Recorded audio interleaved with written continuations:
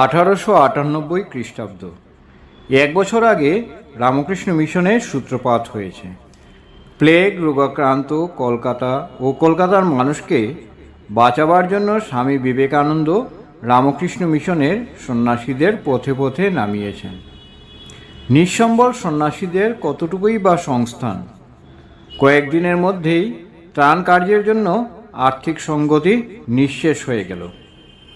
স্বামীজিকে সে কথা বলা হলে মহাপ্রাণ স্বামীজি বললেন, মঠের জমি বিক্রি করে ত্রাণের কাজ চালাবো। আমরা সন্ন্যাসী ফকির মানুষ, মুষ্টি ভিক্ষা করে গাছতলায় শুয়ে দিন কাটাতে পারি। যদি মঠের জায়গা জমি বিক্রি করে হাজার হাজার লোকের প্রাণ বাঁচাতে পারা যায়, তো কিসের জায়গা আর কিসের জমি?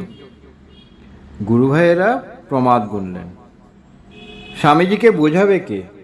শোনা যায় স্বামীজিকে তখন স্মরণ করিয়ে দেওয়া হলো মঠে জমির বিক্রির মতো একটি গুরুত্বপূর্ণ বিষয়ে শ্রী শ্রী মায়ের সিদ্ধান্ত জানা প্রয়োজন।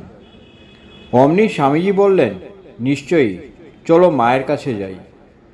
মায়ের কাছে গিয়ে স্বামীজি তার ইচ্ছার কথা জানালেন। সারদা দেবী শান্ত মনে সব শুনে বললেন, সে কি বাবা, মঠ বিক্রি করবে কি? মঠ কি শুধু একটিমাত্র সেবা কাজেই নিঃশেষ হয়ে যাবে?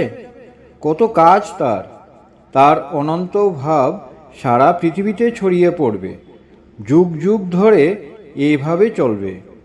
আরও কত সেবা, কত ত্রাণ, কত প্রকল্প মঠকে পরিচালনা করতে হবে। এই তো সবে তার কাজের শুরু।